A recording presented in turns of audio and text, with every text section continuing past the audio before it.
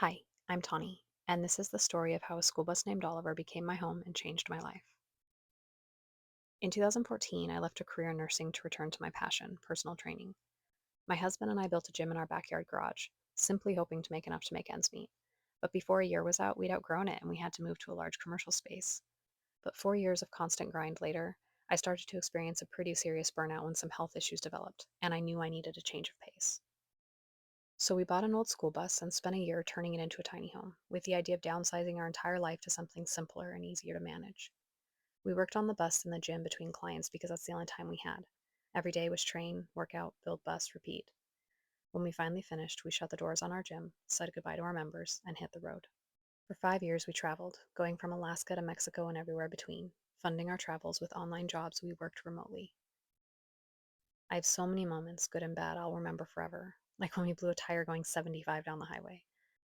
Or that time we drove up a mountain on an old mining road for a backyard overlooking a glacier for a week. I even wrote a book about the first 2 years and everything we learned and experienced in that time. Between trips, we parked and worked on family land in Montana, a small backyard urban homestead where we kept a few goats and chickens and a garden. As we came up on our 6th year of bus life, an opportunity to purchase the land of our dreams and farm full time came up. So we packed up all those chickens and goats into a cargo van and together with the bus moved to 10 acres in beautiful Missouri. This valley was our dream for so many years while we saved and waited and planned. It's a beautiful piece of forest, with a natural spring for drinking water, an abundance of fruit and nut trees and wild foraged edibles already growing freely, with a creek that flows through to a beautiful pond.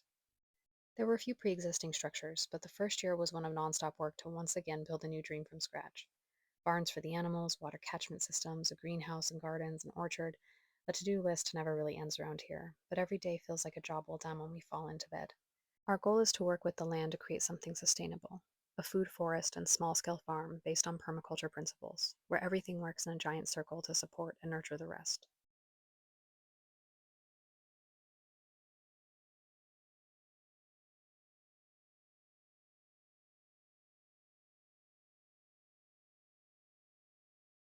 We're now entering our 3rd year here, and those dreams are well on their way to reality.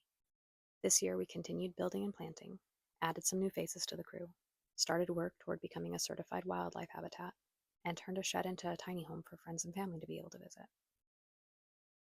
This year also brought a lot of changes for me personally, and the start of a page to share those more personal moments and thoughts happening behind the scenes as one set of dreams comes full circle and new ones blossom for me.